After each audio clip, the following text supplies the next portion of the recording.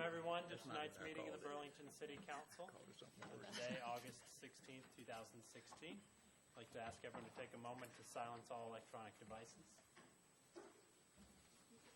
Tonight, I'll call on Councilmember Kathy Hikes for tonight's invocation.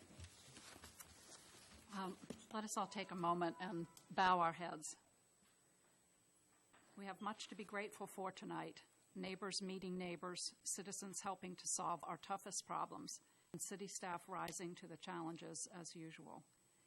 We meet to serve our community, to use our resources wisely and well, to represent all members of our city fairly, to make decisions that promote the common good. We recognize our responsibility to the past and to the future, and the rights and needs of both individuals and the whole community. As trusted servants, we seek blessings on our deliberations and on our efforts here tonight. May we act wisely and well. Amen. This time we recognize City Clerk Renee Ward. Members of Council, it's my responsibility to remind you of your duty to avoid conflicts of interest in matters that are before us. At this time, I ask if there are any potential conflicts concerning tonight's agenda. None. We have minutes from the July 16, 2016 special meeting and City Council meeting. Do I hear a motion to approve or deny those minutes? Move to approve. Motion to approve the minutes. Second. All those in favor, please say aye. Aye. All those opposed? We have 3 add-ons to tonight's consent agenda. Item H, resolution of transportation improvements. Item I, notice of special meeting. And item J, change time for our September 6, 2016 City Council meeting. So moved. Motion and second.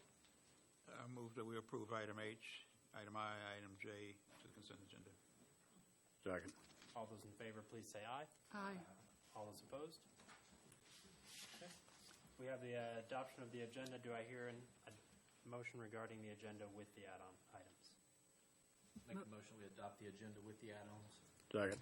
All those in favor, please say aye. Aye. All those opposed? This time we have our consent agenda. These items are typically non-controversial. If anyone has any questions about the following items, please let us know. Item A, to adopt an ordinance approving a traffic commission recommendation for a stop sign on the Dunkirk Drive and Bonner Bridge Parkway. Item B, budget amendment 2017-6, urgent repair program, as spelled out in your agenda. Item C, budget amendment 2017-7, ASA senior softball tournament, as spelled out in your agenda. Item D, budget amendment 2017-8, fire donation, as spelled out in your agenda. Item E, to award a bid to Branch Banking and Trust Company for the lease purchase funding agreement at a loan rate of 1.09% for all major purchases, and to authorize the city manager, finance director, and city clerk to execute the loan documents, and to approve budget amendment 2017-9, general fund 2016-17, financed equipment, as spelled out in your agenda. Item F, budget amendment 2017-10, fire donation, as spelled out in your agenda. Item G, budget amendment 2017-11, animal services donation, as spelled out in your agenda. Item H, to adopt a resolution in support of planned transportation improvements to the intersection of Troxler Road and NC 62. Item I, to hold a special meeting on September 6, 2016, from 6:30 a.m. to 1 p.m. for a City Council seminar led by Crystal Morphus of Creative Economic Development Consulting Firm.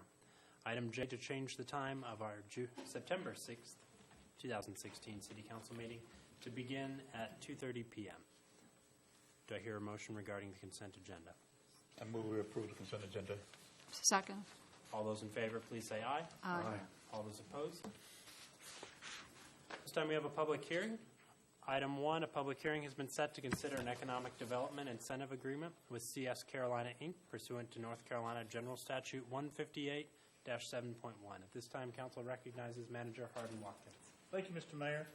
I'm going to go through a brief overview of the particulars in this matter. But before I do, I would like to introduce our guests that are with us this evening. And one is Mr. June King with CS Carolina. He'll be coming forward in just a moment to speak.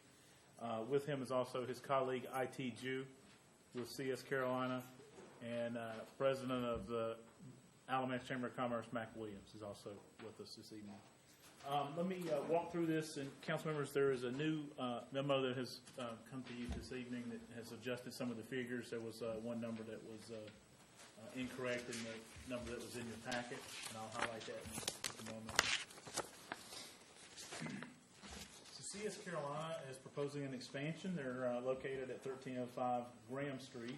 They're in the textile industry, and Mr. Kang will be sharing a little more information with you shortly about their business, but they're in the synthetic nylon and polyester filament yarn business. They're proposing some expansions to their current operation, bringing in some state-of-the-art equipment, and we're real excited about the proposal they have to continue to grow their business here in our community. And again, I'll let them share a little bit more about that with you in just a moment. They're proposing 42 jobs, an average salary estimated at $36,738. The taxable investment is proposed at $9.8 million for this, which we're calling Phase 2 of their expansion. So that's taxable investment of $9.8 million. It meets the requirements of the city's adoptive economic incentives policy that was originally adopted in 2003. Council revised that in 2012. Their investment, what the city offers is investment in new construction and equipment that results in increase in the real and personal property tax value.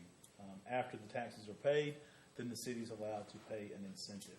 Our projected payback period by our policy is 5 years or less, and this will meet that provision.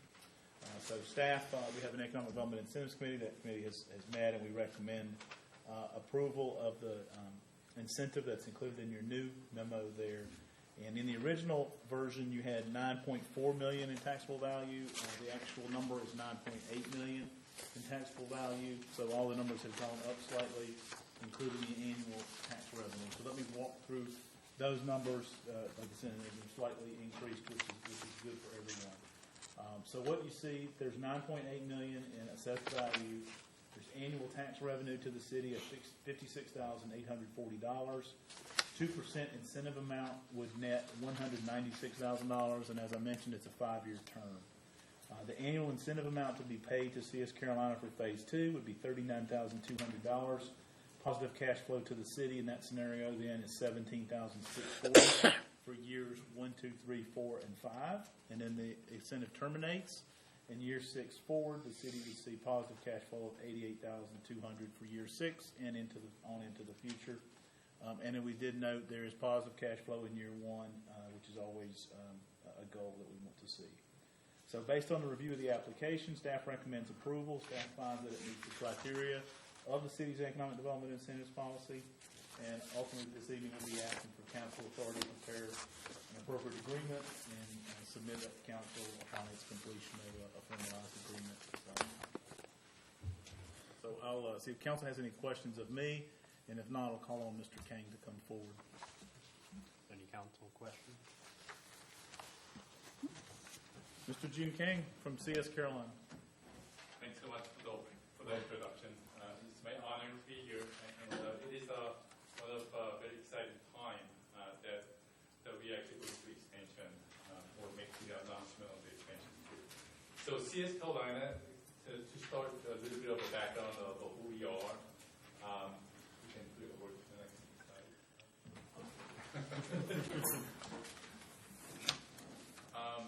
I can give you a little background of who we are and what we plan to do and what it means.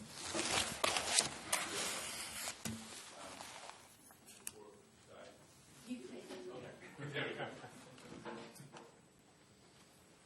All right, there we go.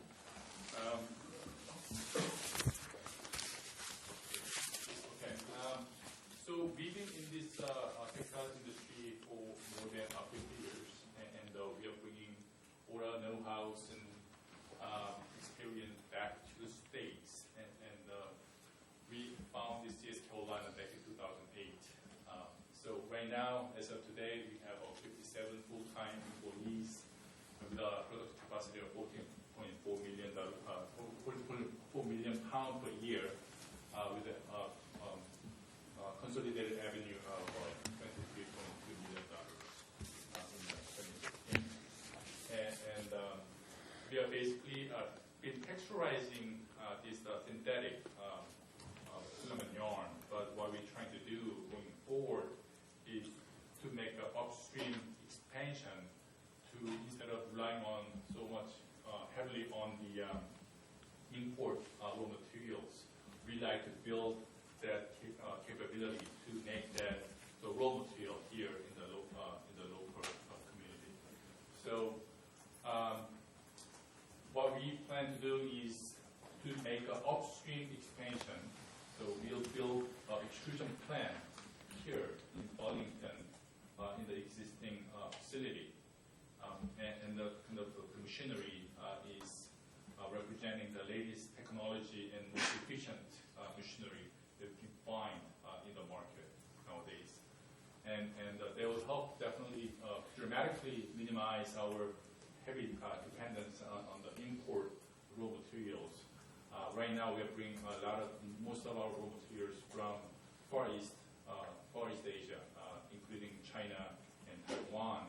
And so, by building the extrusion plant here in Burlington, can cut down those heavy dependence on the raw material, and by doing so, we can create jobs and make the taxable investment that will also bring extra revenue to the city as well.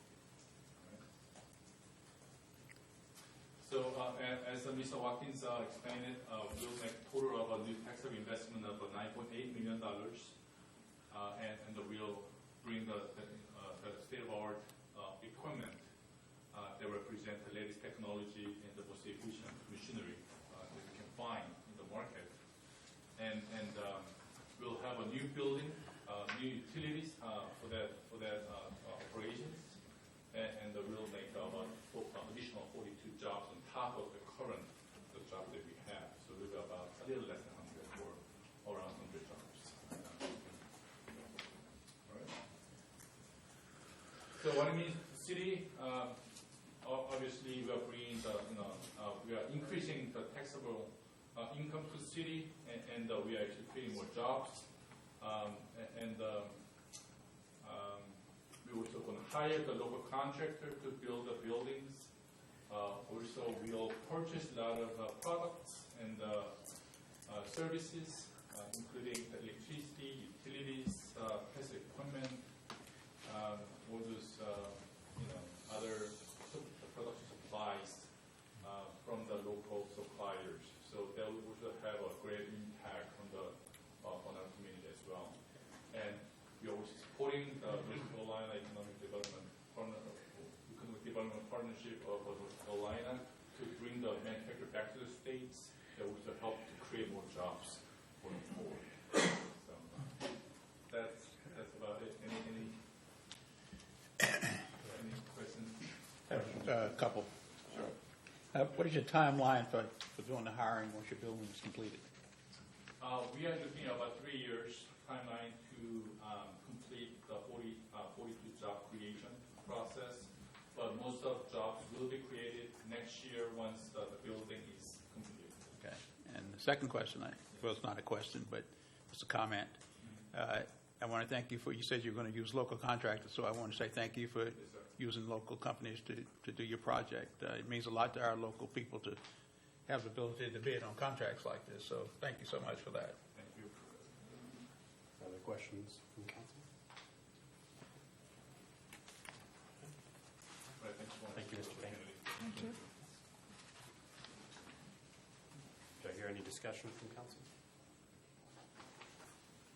It's just what we want to see here. It's exciting, exciting project. Thank you. Do we have a motion to close public? Sorry, this is a public hearing. Yeah, So, yeah. if anyone on this side of the room would like to speak, if anyone on this side of the room would like to speak, now do I hear a motion to close public hearing? So move. Second. All those in favor, please say aye. Aye. All those opposed? Make a motion that we approve the Economic Development Incentive Agreement as written and presented by City Manager. Second. All those in favor, please say aye. Aye. All those opposed? Okay. Thank you very much. Thank you. Thank you very much. Good luck with the project. Yes. Thanks so much. Thank you. This moves us to new business. Item 2, City Council will consider a moratorium on no cruising ordinances, Section 36-72, for a cruising event to be held on September 10th, 2016, beginning at 6 p.m. until 10 p.m., and specified route contingent upon meeting all requirements of the special events permit application process. At this time, council recognizes Pastor Gene Cates of Freedom Fellowship Church. Welcome, Pastor. Well, went over my head, Jim, different times I was going to talk to you. I went to Justin Hall, some of you may know him. And I asked him, how am I supposed to speak? I said, Justin, I spoke to 2,000 people. I've been in grand places. I said, but I'm nervous now. But first, I would like to thank Lisa Wolf. I have worked her, loved her, called her. Chief, I really loved you. And Sam Epps, he really came through for me, been there for me and helped me out and everything. So, and I even came to you, Mayor, first and asked about it. What we're trying to do is, if I would put a letter out and say we're trying to raise 10,000 cans of food, I'd maybe get 100 people calling. But if I hit them with their interest, I'm going to be able to get them there, and then they're going to see what's going on. And when they hear who's coming, I don't know how many of y'all know Lizard Lick Towing, Amy and Shirley, they're coming to donate their time. Again, this is some groups back from the 80 era, John Boy and Billy Radio. They're coming to donate their time. A bunch of other radio stations are donating their time to come and be a part to raise the food and to have just to have a great time. We have a magazine company coming to take pictures. I've been working with many different companies, but the main thing I'm trying to work with is to feed these families. Not only do I pastor a church, but I have a Christian game room on Trollinger Street. And in the past 6 years, we've given out, with the help of Levi Garrett, Levi and Wrangler, we've given out over 15,000 articles of clothing. Just teaming up with the schools, we gave out 700 meals to children in July and June. Since we've been there, we hit our goal with area working with Greg in here, but Greg was here, Greg Turner, I worked a lot with him. We've given out over 10,000 hot dogs in the past few years, and all these kids are hungry. And now, with the help of Frito-Lay, Flowers Bakery, and with Premier Bread, and with the Moore Bread Company, we've given away 2,000 loaves of bread since January. U.S. Schaffner Industries, which is no longer Schaffner, but they own a tomato factory. They've given us over 700 pounds of tomatoes that were given away. Local farmers have been working with us, but the farmers the gardens are going to dry up, but the people don't. And what we're doing is we're figuring, not only going to the drugstores and finding out who the hungry is, and the senior citizens who can't afford, they get either food or my groceries. So what they do is, like Ashman County Drugstore and a few other drugstores, they send them to us, and we help them. With doing this, I'm going to be able not only to raise up hopefully 10,000 cans of food, but we're also going to raise up with the help of Nike. We're trying to get with Ballon Blue, with the Brown Housing Authority. We're trying to raise 300 to 400 pairs of tennis shoes to give away. Nike's done donated 350 already to be donated to Tucker and Beaumont, which we're going to work with. And that was with the help of Team Challenge. We partnered with them. But what we need to do now is get all these car people, which I'm a mechanic, interested in doing something. Ronnie Engel, they have a car show at the Northern Tool. And most of the time, 200 to 300 cars show up. And those gentlemen and women are great about wanting to give, but you got to be where they're at. And that's what we're trying to do. We already have the trucks, we have the stage, we have the generators. We've done everything we've been asked. We just asked if you would. And there's no, like I said, we allow no alcohol. And Sergeant Epps has then got 15 officers for us to be able to be there. We just need your permission to be able.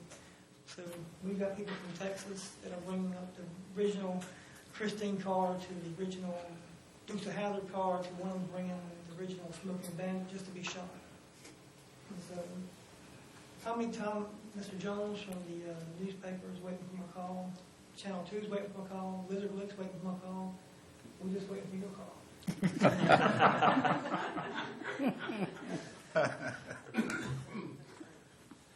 Thank you, Pastor. Are there any questions from council?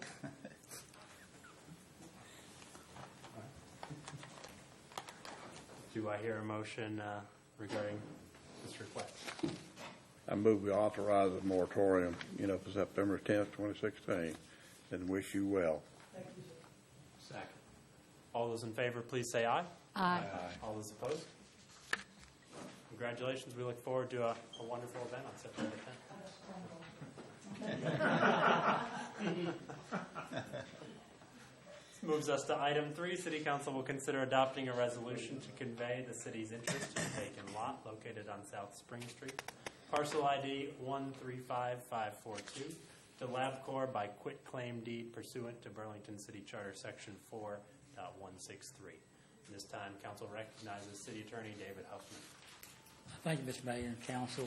This was a parcel of land that a parking lot is on right now, and it's, I've provided a map to show it's outlined in the blue there. This was a December 9, 1987 deed, and it was conveyed by the city to LabCorp's predecessor entitled Roche Biomedical Laboratories. It was part of the Burlington's downtown urban renewal plan, and it was the redevelopment commission of the city was involved at that time. In the deed, the 1987 deed, it had some stipulations by way of what we call conditions subsequent, and some restrictive covenants. LabCorp now, as I said, by having acquired Roche Biomedical or merged with them, they own this property. They would like to get the title. They deem the title maybe have a bit flawed here in the sense that they believe that the condition subsequents may still be outstanding. I don't, quite frankly, I think this is out of an abundance of caution, and we certainly want to work with LabCorp to do whatever we can to help them out. So we figured out the best way to do this would be by quitclaim deed. A quitclaim deed is simply saying that whatever interest the city of Burlington may have in this property, by way of these conditions subsequents, which would be a right of reversion and a right of reentry. Whatever value they have, and I deem that I don't think they really exist, but even if they do, they're minimal value or no value whatsoever, and we no longer need it for a public purpose because, frankly, they are providing the public purpose that it was intended to be, and that would be a parking lot. That was part of the plan. So the quitclaim deed, and in looking at our charter, requires Section 4.163 requires that there be a resolution of the City Council. All these things are spelled out in that resolution, and there's of course, the deed is attached to it also. So this basically serves to help LabCorp out and clear up any questions of title that there may be outstanding. Questions from council? This is mainly just a procedural matter of some property that's already been conveyed. Conveyed back in 1987? Sure was. Are there any other questions from council? We would add one thing by just the operation of the adoption of the plan, which was some years ago. The restrictive covenants and also those conditions subsequent, really pretty much expired in 2012. Is that it only lasted for a period of 40 years. So that's just a little footnote that, that really probably in 2012 we no longer had any interest in it in any event because of the expiration of that 40-year term attached to the urban renewal project. So that's why you will see in the resolution and in the deed, it says whatever city of interest has, if any. I think that they basically lapsed, both the condition subsequents as well as the restrictive covenants. 40 years. Move the adoption of the resolution. I second. All those in favor of adopting the resolution, please say aye. Aye. All those opposed? Thank you. Thank you, Dave. This moves us to public comment period. We have no public comments. Council comments. I'd just like to remind everyone about our September 6th meeting, which is now moved to 2:30 p.m. Also, our Fourth Friday Festival will be held downtown next Friday, August 26th. And a big thank you to all the neighborhoods that participated in National Night Out, including Pepper Street, which we scheduled their walk party for this evening. We had over 40 National Night Out parties. Excellent. Other council comments this evening? I have one. Due to the weather conditions in Alamance County and Burlington, North Carolina, we're going to extend the dress code to the end of September and maybe October. We'll save on the air conditioning bill. Yeah. What was that? That was a motion. Due to the weather conditions in Burlington and Yeah. Alamance County, we're going to extend the casual dress code to maybe October. Yeah. And be guided by the weather at that point. Right. Okay. Do I hear any objections? I'm in favor of it. Any other council comments this evening? Do I hear a motion to adjourn? So moved. All those in favor, please say aye. Aye. All those opposed? Thank you everyone for coming tonight. We'll see you on September 6th.